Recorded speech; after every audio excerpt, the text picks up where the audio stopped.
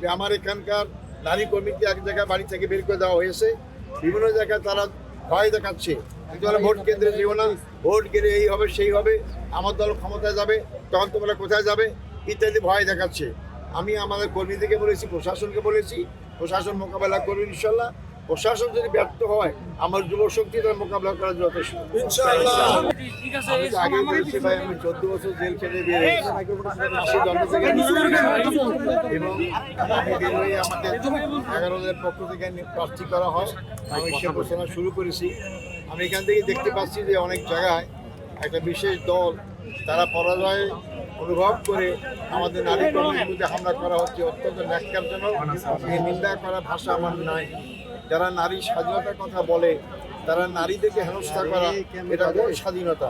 এরা মা বোনদের ইজ্জত হানি তাদের। এই চরিত্র যখন নির্বাচন জেতার আগেই শুরু হয়েছে, নির্বাচনটা জিততে পারে দেশের নারী সমাজের কি অবস্থা হবে সহজরূপী নিন্দা করি। আমি এখানে এসে যে সাড়া পেয়েছি, জেল থেকে বের হয়েছে, আমার কাছে অকল্পনীয় মনে হয়েছে।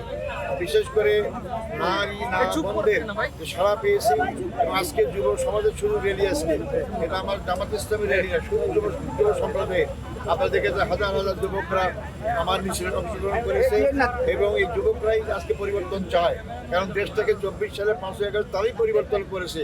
এই যুব শক্তি আমার বর্ধমান তারাগঞ্জের ভোট শক্তি আগামী নির্বাচনে ইনশাল্লাহ 12 তারিখে ভোটে আমাকে বিপুল ভোটে ব্যবধানে জয়লাভ করবো ইনশাআল্লাহ।